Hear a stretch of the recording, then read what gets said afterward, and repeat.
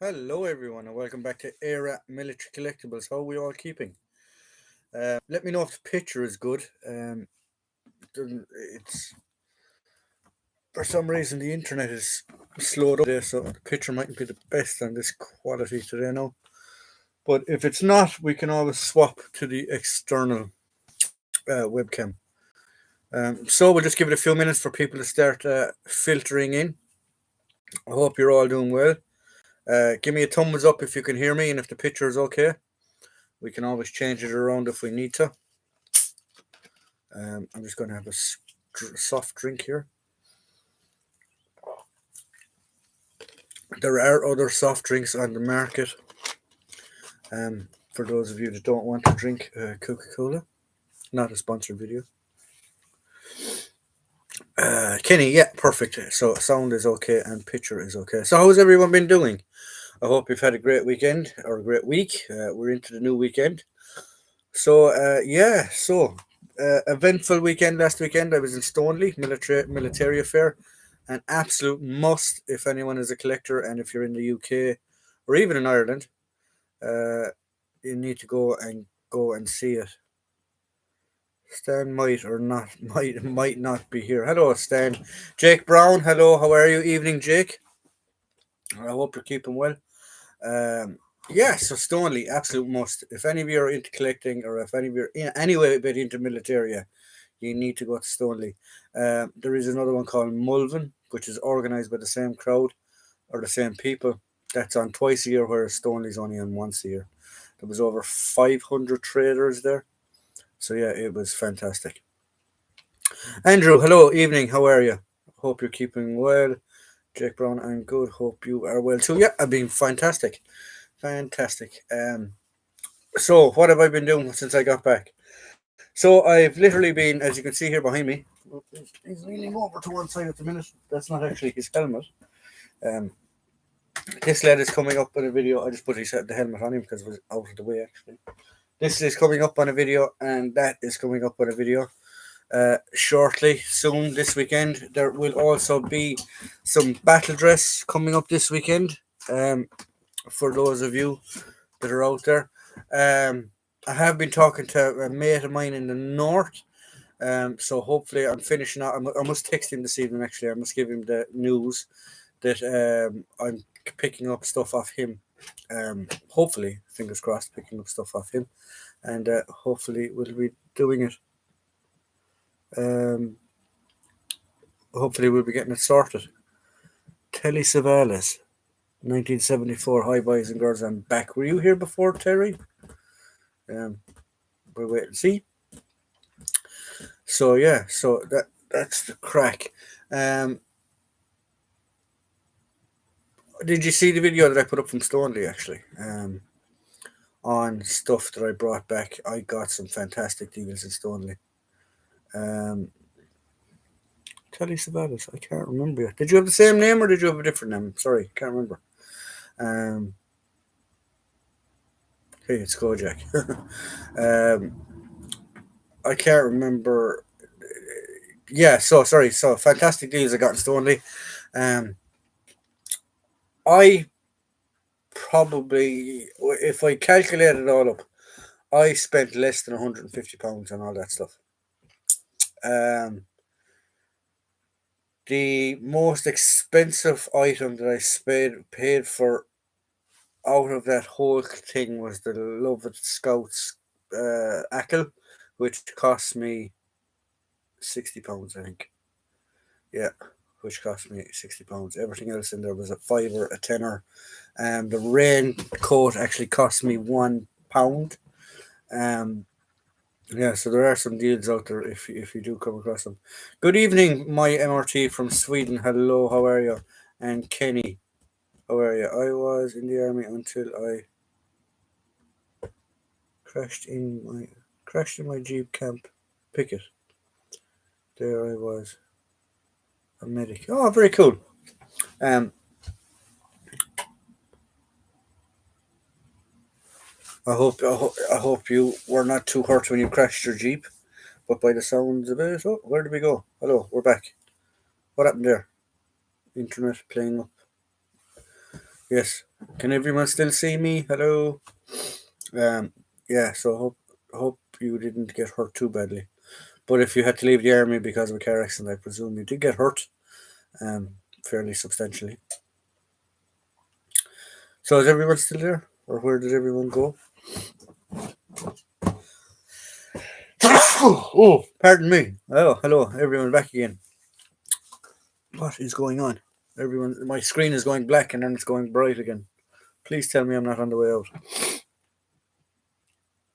I could be barefoot. I'm bald and I have a slight scar on my cheek. I like cats. How did you get a scar on your cheek, Rugby?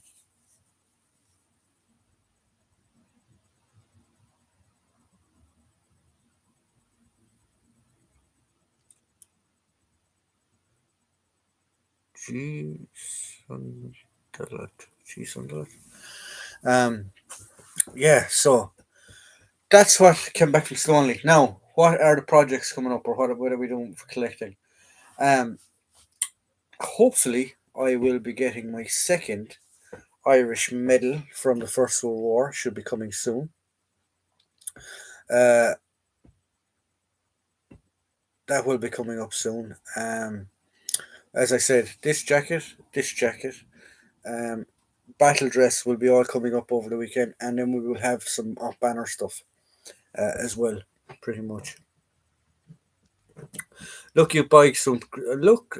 Looked like you bagged some cracking stuff at Stoney. I did. I did actually get some. I did. I worked my magic, and I got some nice bits and bobs there. Um, I was in a Zoom meeting, and my cat kept wanting wanting to the side of me, made me look like Bob Blowfield. No, it wasn't Robbie. As a kid, another kid hit me in the face with a golf club. Very interesting. Um,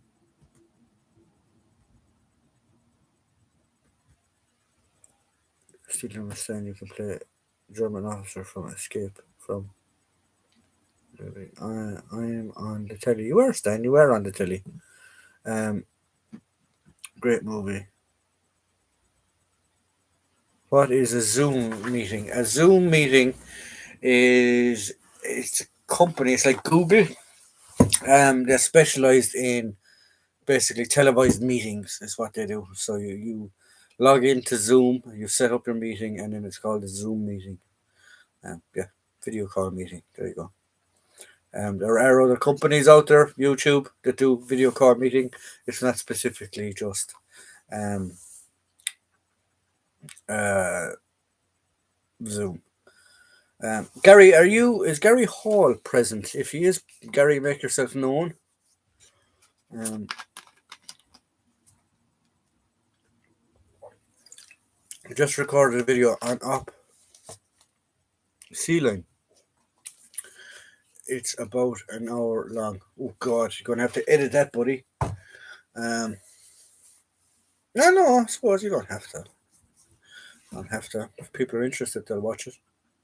Um, oh, what have I coming up? What videos have I coming up? I have a few projects coming up. Obviously, there's this jacket behind me. There's the Irish jacket. There's a battle dress. There's stuff that I got from Stoneleigh. There's an SAS impression coming up. There's a Love It Scouts impression coming up. There's a Vietnam impression coming up. There's some off banner stuff coming up. So yeah, so it's going to be a very very busy at the moment. We in 1974 called it just talking about chit chat, cows and dogs. I'm reading about Pegasus Bridge on D-Day. Um, Pegasus Bridge was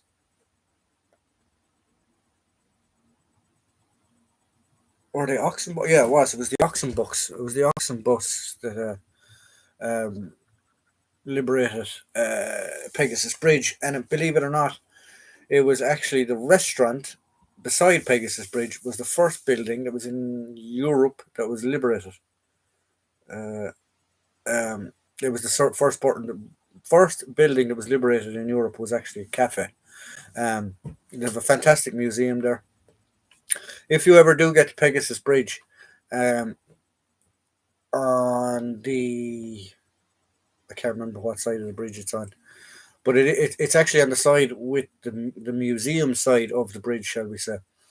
They have pillars, and there's one, two, three. I think there's three pillars just along that little pathway. Each of those pillars is where the nose of the glider stopped. So you can actually, the last one, you will actually see how close they got it to the bridge, which is wicked. It's crazy. And then if you actually go to the Airborne Museum, which is across the road, you could see the size of these gliders, these horse gliders, and they're huge. So for the lads to actually put them down where they put them down was some flying like. Um, um, 1 second now. I pushed the button. I've just got two Vietnam medals boxed. Very cool stand. I'd love to see them actually. Hope you're doing a video on them. Hi all, sorry I'm running a bit late. Gary, I need to text you after this, so remind me. It's looking good for that plan that we were describing there during the week. So I'll fill you in the details later or tomorrow. Andrew, nice fine stand, yeah. No Jim Timber lurking about here. Jim is probably, he'd be an hour ahead of us, so it's 9:10 over there, so he could be busy. Yeah, he was actually killed charging over the bridge, I believe it or not, if I can remember correctly. It's basically a fairly in-depth look into the how ridiculous a German invasion would be, and would be nothing more than a utter disaster for the Axis. Oh, you're on about Operation Sea Lion. It would have been. It would have been an absolute mental case. A calf. Did they also play with the dice there? Look, I love a little casino games. No, different type of calf. They wouldn't have had casinos in there. Kenny Rebel, I have my eye down looking. Cheers, bro. Kenny Rebel, I have my eyes down looking, bro. No problem, mate. Yeah, exactly. Gary, I'll text you in a while. They would not. They would not have made the second stop lines, Jack. They wouldn't have made. They wouldn't have made. I don't think they'd have made it off the beach if they'd have done Operation Sea Line. Cheers, Andrew. They were quite cheap. I have no idea how much they should be. I did a video today, but it was crap, so deleted it. Well, you'll have to do another video then, Stan, won't you? They didn't have air supreme or sea, so no chance. You're on about Sea Line. Islands are easier to defend than mainland. Obviously, Ireland is a prime example of it. England is a prime example of it. New Zealand, believe it or not, is a prime example of it. I just like I just don't think that the Germans had the logistics capability at that stage of the war. Maybe 43, 44, they did have the logistics capability that they could have done it.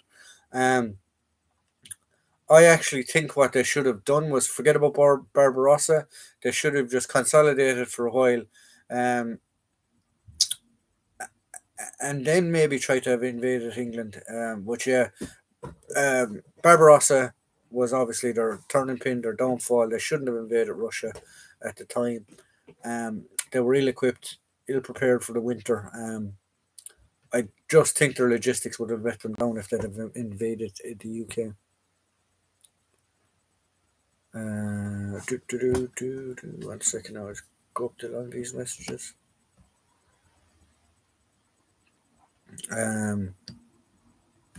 Have you ever been to Rommel? I have not been to Rommel. I have been to the Somme, Verdun, Ypres, Gold, Sword, Juno, Omaha, Utah, Pegasus Bridge, Tynecott, Con, Con, whatever you want to call it. I've been all around the Normandy area. But I haven't been to Rommel. Here stand Kenny, Andrew, and John, mate. Kelly. Oh, there he is. The Jabal Jim is here. Jim Timber is here. even with air superiority, impossible. Well, yeah, it would have been the logistics is where it would have let them down. Try to get I know it's only a short spin, but try and get ammunition, food, supplies, the whole lot across to the UK, especially what the UK were talking about doing. They were talking about a burnt earth policy. So as they were retreating, they were going to burn and destroy everything of use to the Germans. So yeah, so it would have been a scorched earth policy. Sorry, I should have said. Um, it would have been very, very hard to resupply logistically wise the Germans if they did have invaded the UK. Um, There is a good documentary with UK and German experts and military about how it would be stopped. Um, like you had the auxiliaries or the secret army, you had plus you had the BEF that was after coming back. Now the BEF was in fair tatters. The British Army, after they had left Europe, were short of equipment and everything and anything. The Home Guard was fairly formed up fairly quick. Um, but you have to remember too. Excuse me. Whatever about the young men going to fight in the Second World War. The German in England itself, they had a huge population still of they probably would have been in their some of them would have been in their early 40s. Some of them were probably still in the British Army, but you would have had men in their 40s, 50s, late 30s, 40s, 50s who had served in the First World War. So you still had a fairly substantial amount of veterans, combat hardened veterans in the UK at that time, which formed the Home Guard and which formed other sections of the British Army. So yeah, so it would have been interesting anyway to tell you the truth. Um, Jim Timber, look, it's the brass. Jim is the brass. Jim is our Colonel Commander in Chief. Sir Trumpus of Timbers, brass knockers. um, Andrew, hey Jim. I myself let a mission in the German headquarters get out of hand in June 5th, 1944. Oh, you're on about the Dirty Dozen. Yeah, did get out of hand, I suppose. I was still in my stand, pip pip, old fruit. I'm feeling dandy. They didn't have the population to control the land they occupied, so they had to employ other nations. German army. I'm the German army. Not a great idea. Well, when you consider when the lads invaded the beaches in Normandy, there was some, not a lot, but there was some Eastern European troops, prisoners of war and stuff that they faced. Ukrainians being one, Polish being another, and Russians being another. Um, that they faced on the beaches of Normandy. Not in all areas of the Normandy beaches, but definitely in certain areas, it was it was colonial troops, I suppose, for want of a better word. It was troops that the Germans had brought in to bolster their army. Um, so there you go. Oh, Jim, I hope Dandy don't mind. Dandy is a lovely lass. She is dropped. I was on the balcony in 1980. um, Jim Timber, give me anyone was on the balcony. Everyone was on the balcony. Yeah, it was. It was a thing at Stonely. Actually, we were laughing. There was guys selling MP5s and there was S6 respirators everywhere. We were all slagging like going, was that on the balcony? Yeah. So actually, I should have played the role of Bernardo in Apocalypse Now, but unfortunately, I had developed diarrhea from the K rations. Um, Kelly Savalas, 1947. I'm that old. I was only 2 months old to Andrew. For which? Telly Savalas? I was six. Jim Timber.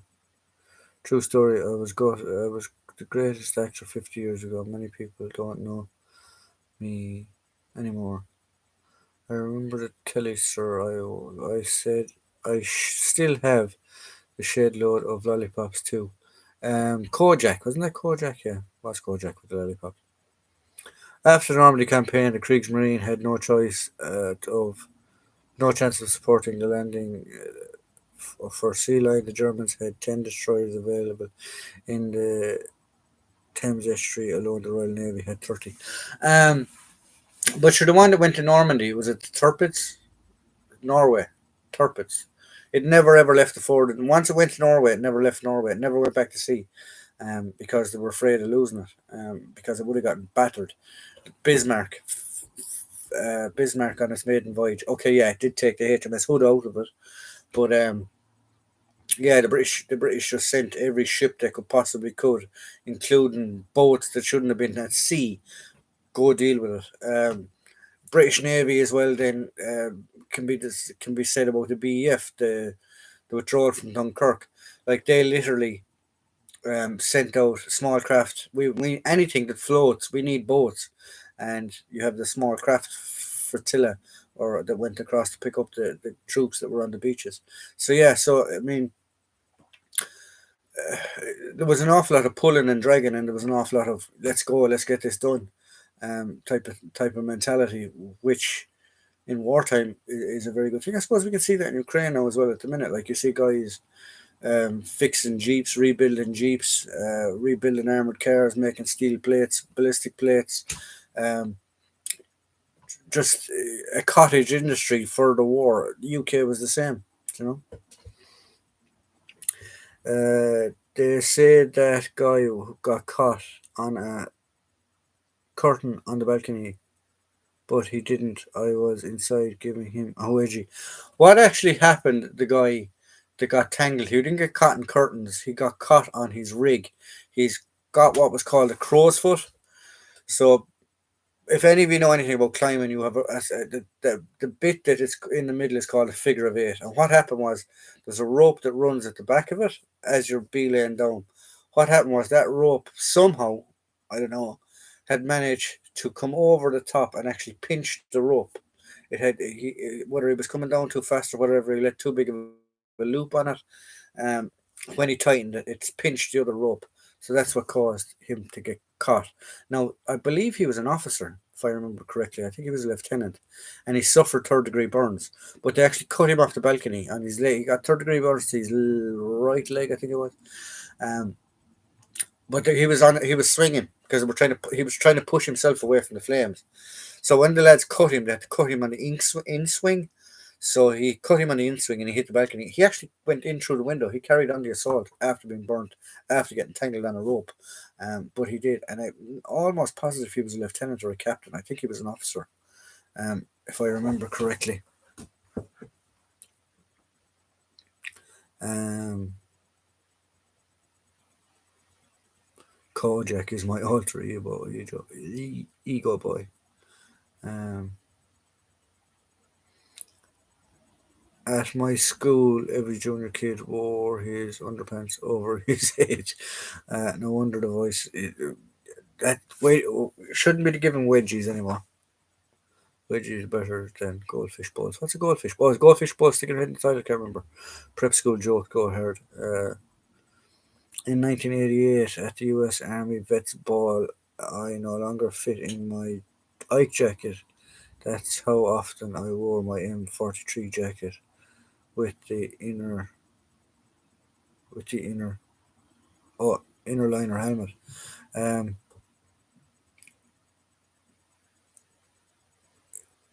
was it? I can't remember. There was a TV. Was there a TV series? I can't remember. Was it that actor? But there was some actor. He was playing. Oh, I think it was called Combat. Was the name of the TV series, American TV series, and like that he wouldn't wear the helmet, so it was literally a liner was all he was wearing for the whole lot, and you could see it as plain as day because there's no cover on it. There's no nothing, and you can see the rivet marks the whole way around where the liner is, and there's no strap on it as well. So yeah, so there we go. I think it was called Combat. Yeah. Um, I don't know what that means. What is a goldfish? Yeah, I think it's down your head. Oh, it is there. Kenny just mentioned it. It is your head down the loop. Plus gravity flush, a royal flush. Tirpitz and Bismarck weren't built until 1941, and in Norway The Germans lost 10 destroyers and 2 cruisers. I go into better detail in the vid, hopefully up tomorrow. Cool, yeah, I'll definitely have a look at it. Um, Deadly Mission from 1987. I laugh at the face of wedgies. The old nuggy thing was rubbing someone's underpants off whilst they were still wearing them. Friction burns and testicle. Oh, lads. No little round fish in my mouth. Jesus. Yeah, so there you go. But yeah, getting back to, say, the Iranian embassy siege, there was one, like, it didn't go 100% to plan. Obviously, there was the poor guy that was killed that let the lads, oh, excuse me, gave the SAS the authority, or they gave the cabinet the idea to send in the SAS. There was one guy killed, and I believe there was one terrorist, or sorry, one hostage actually killed in the assault, if I remember as well correctly. Um, and I know one terrorist survived. I believe he's still in jail, actually, as well, to tell the truth. Oh, lads, just sums it up all over, bro, John. Um, yeah, so I must get out my book and have a look at that again.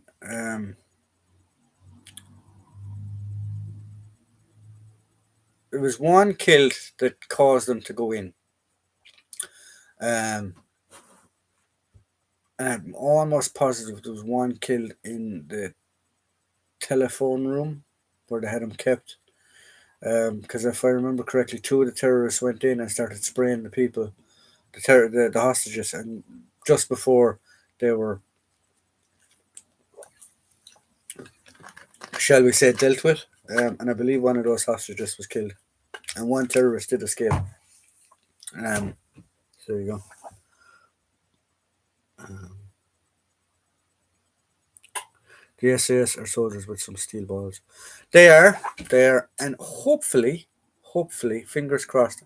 I'm trying to work on it. I'm trying to get a live stream done. Well, not a live stream, but I'm trying to get a, shall we say, like a podcast type thing done with some people that will be up on the channel, and hopefully one of them will be an SAS soldier.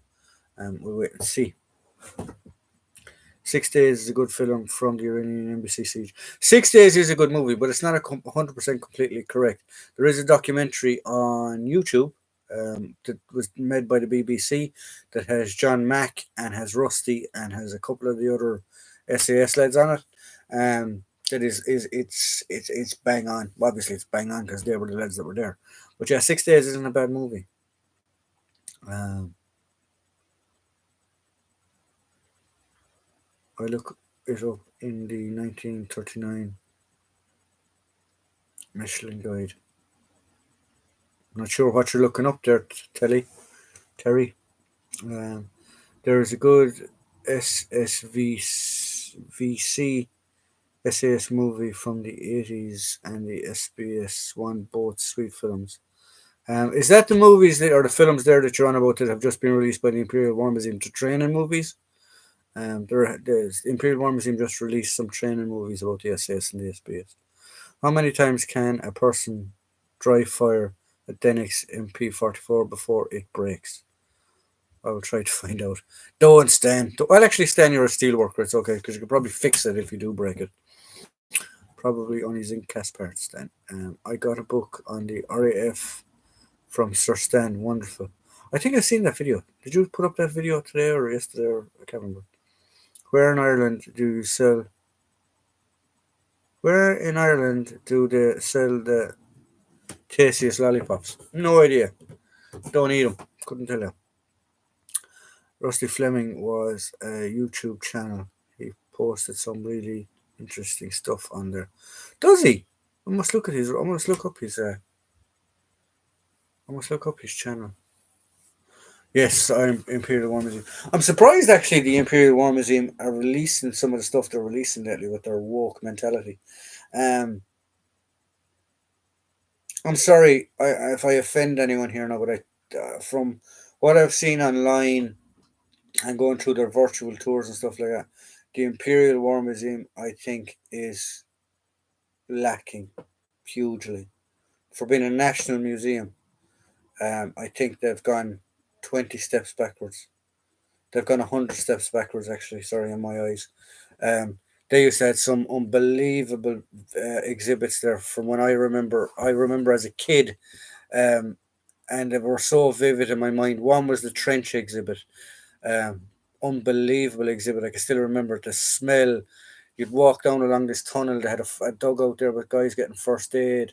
You had at the far end, then you'd see the lights would flash on, and you'd see guys going over the top. There was guys on the parapets. There was guys just sitting down playing cards.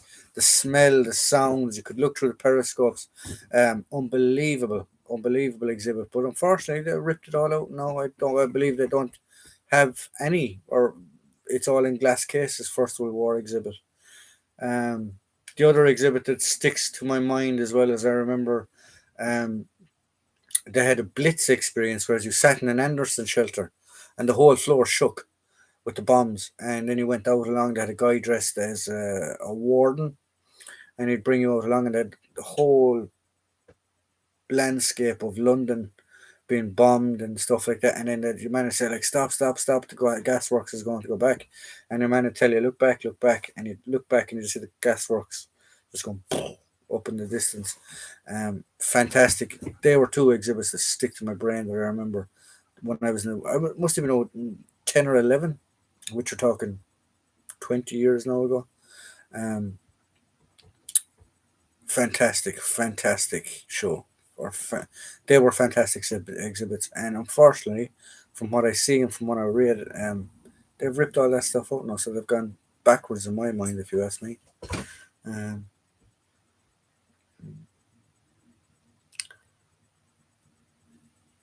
the tactics in a lot of respects and kit should not be secretly risk now. Should not be a security risk now.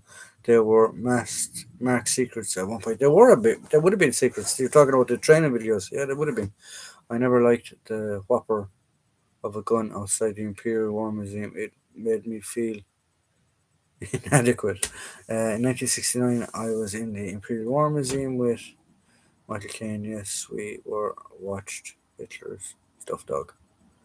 Yes, then we watched Hitler's stuffed dog. I was really disappointed with the Imperial War Museum for all the reasons you state. Woke. It's just no joke. I was told by a staff member that it is a social history museum. It's not. I'm sorry. It is the Imperial War Museum. It's not a social museum. It's the Imperial War Museum. I remember the Anderson experience. There was also a mosquito raid over France, which made you vomit into my which made me vomit into my face. Do I remember the war? I do remember some type of a simulator. Um, I thought it was a B-17. Maybe I'm wrong, but yeah, it was a great experience. Mm. Um, I have a shell from the Falklands that was captured and is in London Imperial War Museum. Oh, that's cool, Kenny. That is cool. Jim Timber, U.S. Army Medical Corps. Um, what Imperial War Museum did a few years ago was for Remembrance Day was disgusting. Basically, a group of activists reacting an anti-Brit, anti-Churchill poem, leading to the museum apologising. I don't blame them. Nah, not that I'm. Look, Churchill has his points. As an Irishman, did he do horrible, despicable things? Yes, he did. Was he a racist? Possibly, yes. More than likely, when you read into it, more than likely was. But look, he was still the wartime leader. An awful lot of people respected him, hampered him, loved him, like Maggie Thatcher. A lot of people loved her, a lot of people hated her. But yeah, I mean, you're the Imperial War Museum. Have a bit of common sense, for God's sake.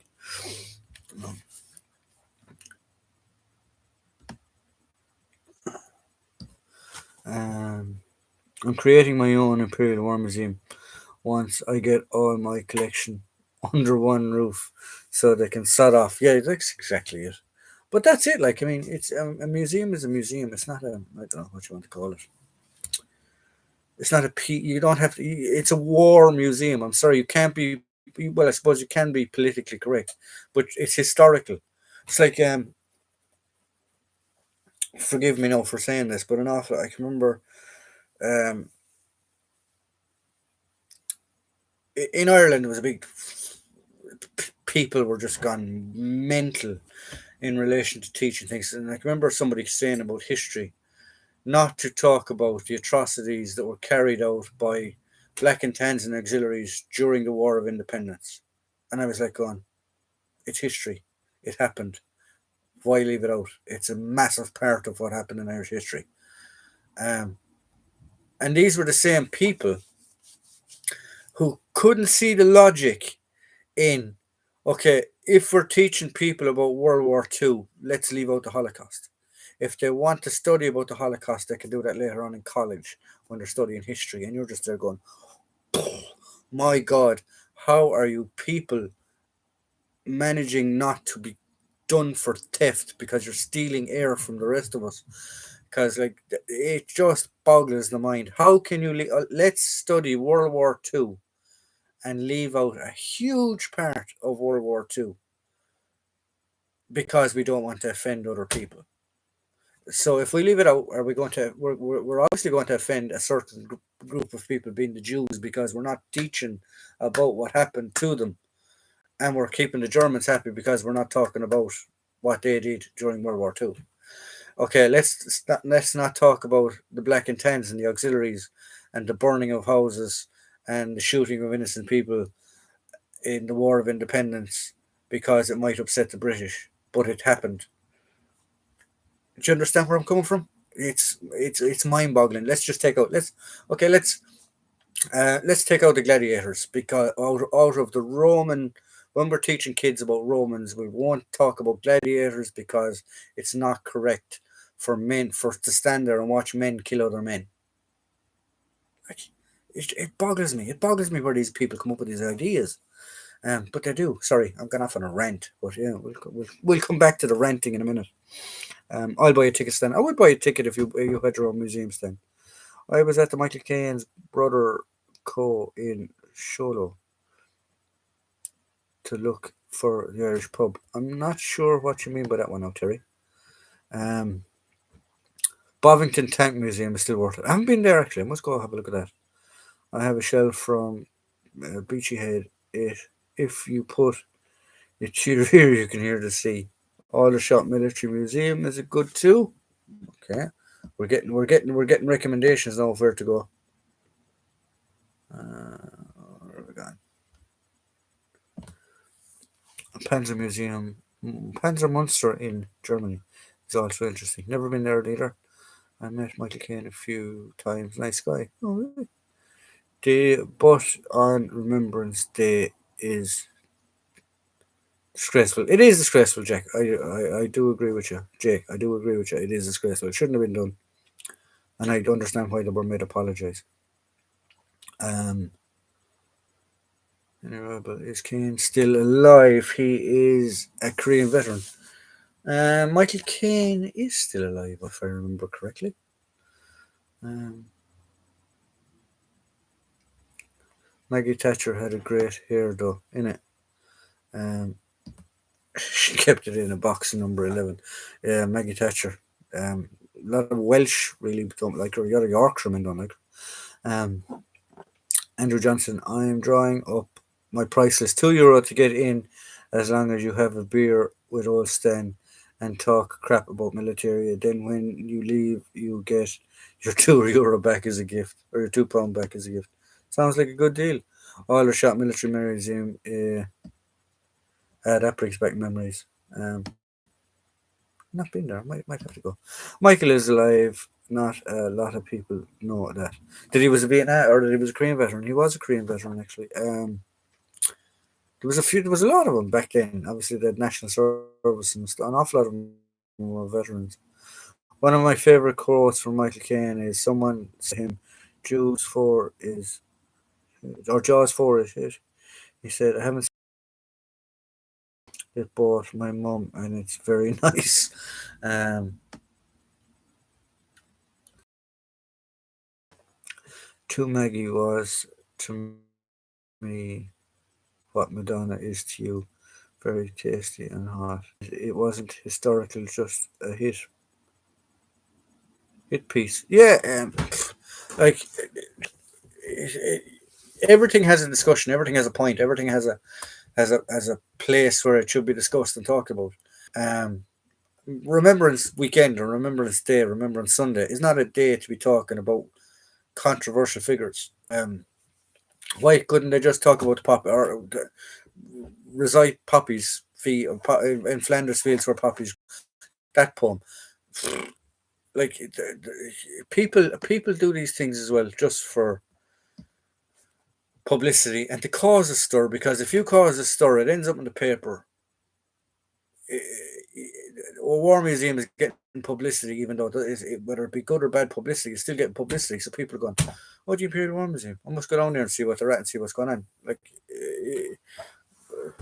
um, controversy sells. Controversy sells papers. Same as sex. Sex sells papers. Sex sells magazines.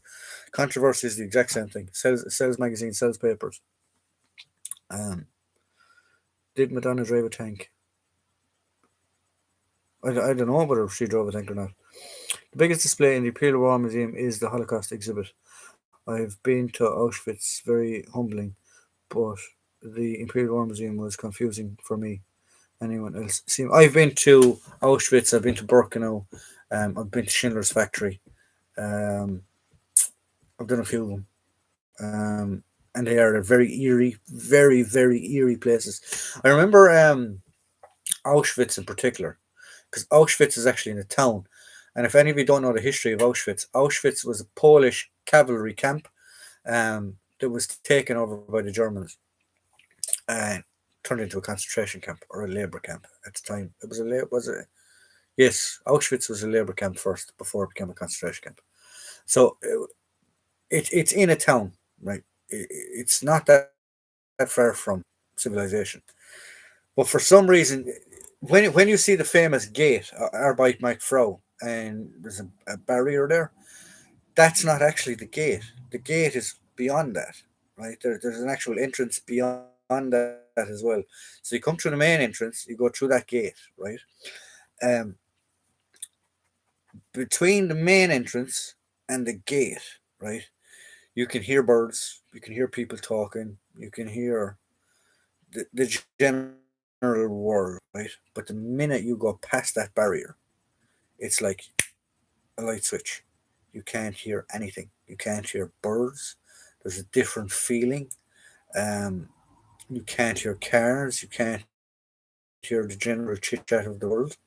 You can't even hear the other tour groups that are going on around the place.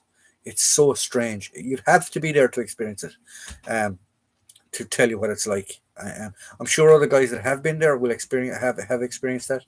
Birkenau, which is Auschwitz Part Two. There was, believe it or not, you have Auschwitz, you have Birkenau, and it was Auschwitz 3 as well. Yeah, there was lots of different camps. In Krakow, you have another one, not Sobibor. There was another prison camp in Poland or in Krakow that's no longer there. It's a park now, but there's still parts of it there if you go look it up. I was at that one as well. Oh, I can't think of the name of it. It's where Schindler's Factory was set, shall we say. Schindler's Factory, most of them weren't in Auschwitz, believe it or not. That wasn't about Auschwitz. People think that Schindler's Factory was Schindler's List. In Schindler's List, the movie they were talking about Auschwitz, the concentration camp that was portrayed, and that was Auschwitz. It wasn't. Jesus, I can't remember the name. I've actually been to your man's house, the guy that used to shoot off the balcony, and it has been proven that he could do it. He could shoot off the balcony. Oh, Ketz. What was Michael Ketz? What was the name of that camp? I've actually walked down SS Boulevard, or what they called SS Boulevard, where they would have had the headstones from the Jewish cemeteries. Oh, come to me in a minute anyway. But yeah, they're really really eerie places when you go see them. Madonna drove an army drove the army Mini Cooper. Did not know that. Um, All this riot gear you have was used in the Irish riots. Those were up there. Those two were, well, they're actually all original. That's a Cromwell helmet used in the late 70s, early 80s. Um, sorry, yeah, 70s and 80s. That was used in the 70s and 60s. That's a Mark IV riot helmet. This one is a reproduction para helmet. Um, Riot helmet that were made in country. I've only ever seen one other original. This is a reproduction. That would have been used from 84, which is Mark 6, would have been used from 84 all the way up until the ceasefire. And this one was the first ones that came out. Mark 4 helmets, they wouldn't wear the covers because that cover is cotton. The initial ones when they came out were nylon. So if they got petrol bombed, they'd melt and stick to them. So that's why they prefer the cotton ones. So yeah, so that's all. I have civilian ones as well. But that's all the military ones. Um, yeah, so there you go. Quick bit of history. Um, Steel helmet stand. Look, movie. John, your Wi-Fi is taking a dump. Oh, my back. Hello, am I back? Going a bit max headroom. They will keep changing the Imperial War Museum in order, and other museums will then people will stop going to them. I believe people have stopped going to the Imperial War Museum at the minute. Um, I believe they've dropped massively in numbers, to tell you the truth. Imperial War Museum apologized for not checking the context of the poem and said that they were not booking them anymore. God almighty. Research, no? You're a museum, you're supposed to do research. Worst camp is Gross Rosen. Very nasty place. Gross Rosen. Gross Rosen. Can't remember that one. Dachau. Know about Dachau. Yeah, Dachau was liberated by the Americans.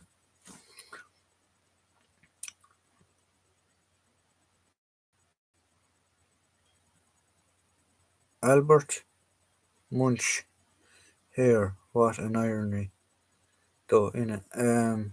Yeah, it is actually when you come to think of it. Did they also make SS collar tabs in Dachau? An awful lot of war products were made in the concentration camps. Tailoring was done. They would recycle. They would recycle through the bags of the people that came in. Take shoes, clothes, stuff like that. They would be sent back to Germany to people that had been bombed out. Um, Here, believe it or not, from the victims of the Holocaust was being used to stuff mattresses and pillows and things like that. Crazy, crazy stuff they did. It was like basically it was a huge killing factory, but it was also a recycling center. That's what it was. They recycled everything they could. Um, yeah,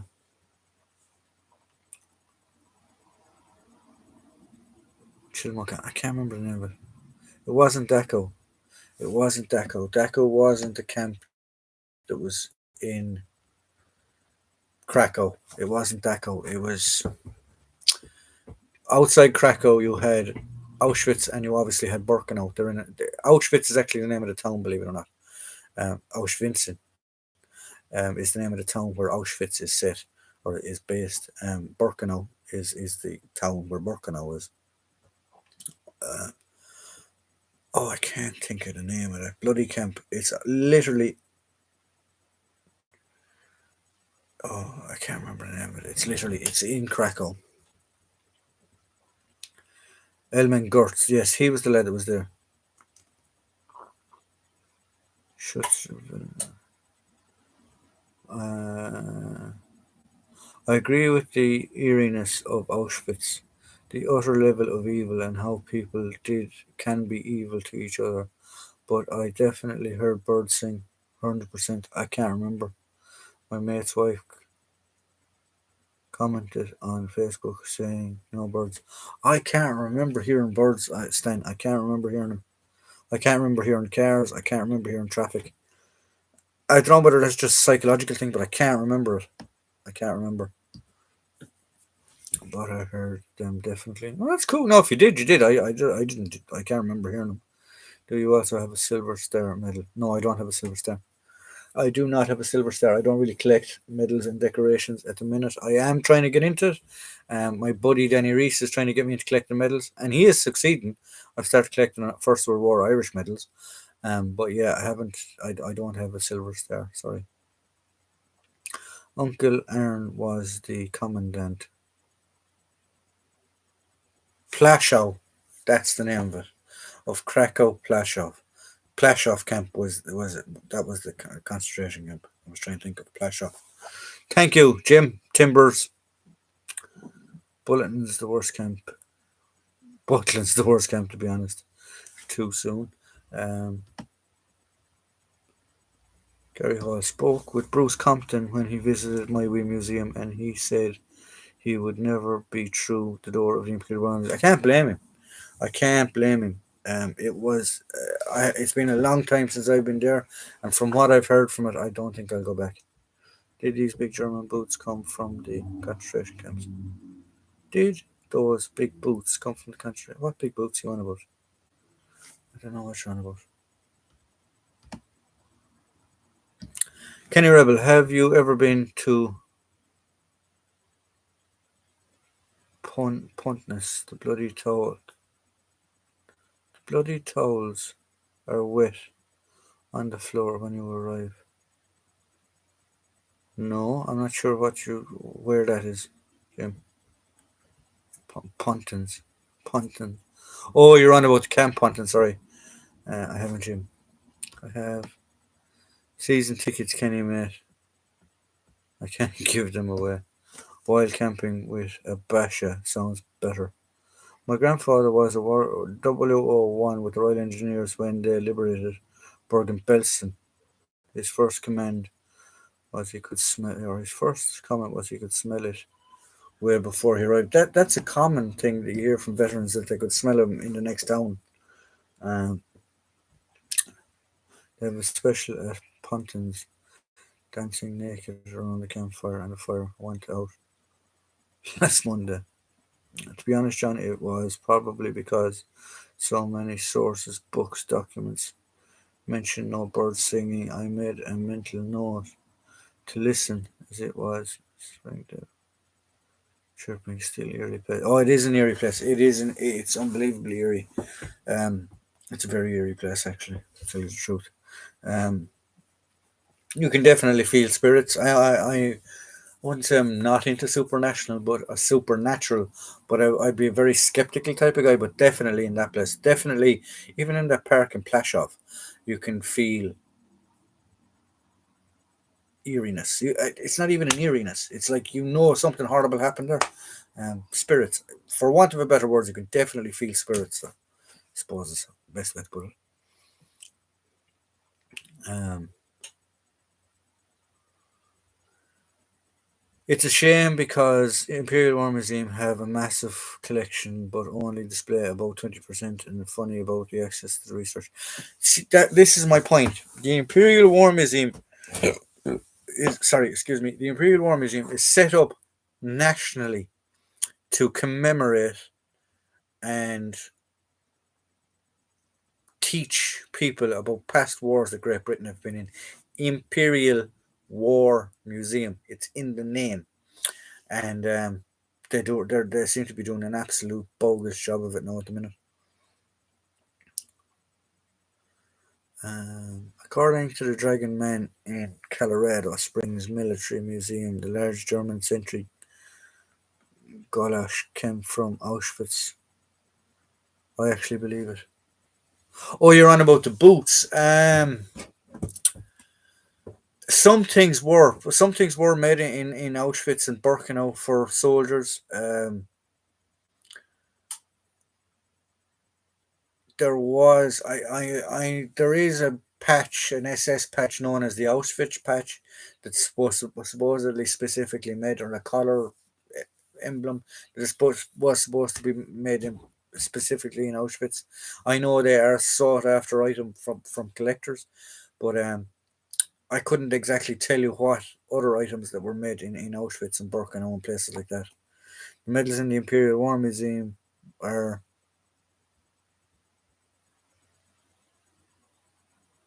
carved in attic display areas, Victoria Cross, etc. There's even one with the same name as mine. Oh, cool. Very cool. So there's actually a Victoria Cross by the name of Steel Helmet Slan. And once with a road with a ghost in an 1890 and 1956 Cadillac.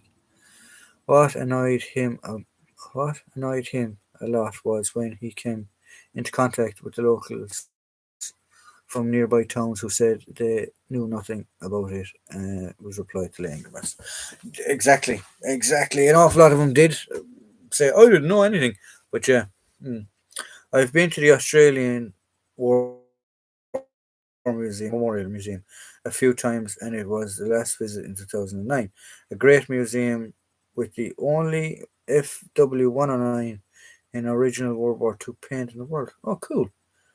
DFE enamel wares from Schindler's Museum cost $1,500. It wouldn't surprise me. It would not surprise me. One thing that in Schindler's factory that I found very interesting was they actually have a big glass cabinet, huge, probably 20 foot by 20 foot, big glass cabinet, and it's all full of original enamel stuff that was there. So it wasn't just he made cups, pots, pans, ladles, spatulas, all that type of stuff. They're all enameled, but they're all inside in this big block. And yeah, it was very interesting actually. Schindler's Factory. Yeah. Right, guys. So it is 9 o'clock. So as usual, I'll give you the last 5 minutes there to throw a few questions at me. If you don't have any questions, we're going to clock off, and I'll see you all next Friday at the same time, same place, usual crap. Um, there will be some videos coming up over the weekend, as always. So stay tuned, and I hope you enjoy them. So I'll just give you 5 minutes to throw some questions at me. If not, we'll see you all again same time next week.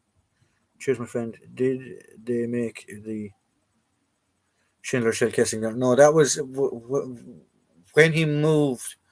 When the Russians were coming towards Krakow, Schindler actually moved his factory, and he started an armaments factory in a different place. But in Krakow, to the best of my knowledge, it was just an enamel factory, an enamelware factory. Staff renowned Johnny Boy. What shows are you at in 2003, John?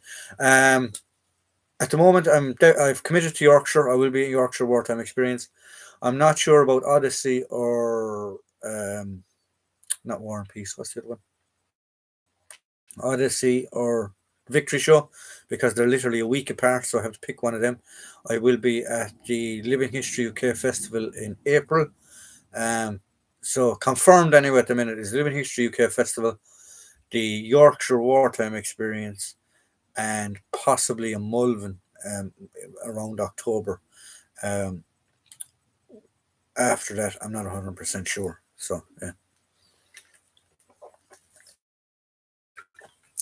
I have to start trying to get to some Irish shows and some shows up the north to give a bit of publicity around the place. So, yeah. Watch Dirty Dozen, Final Mission from 1988, lads. I've seen it a few times, actually. There's also a great airplane museum in Krakow. It has the original Mi 109, a Spitfire, and Hermann Goring's personal World War II plane collection. All wings cut off after World War II as they were in some state. Were they the ones that they found on train cars, locomotives being shipped from one place to the next? Can't remember. Right, guys. So if you all had a good time, I'll see you all next Friday, usual time, 8 o'clock. Stay safe, enjoy your weekends, and I'll talk to you all soon. And don't forget to tune in for the videos over the weekend.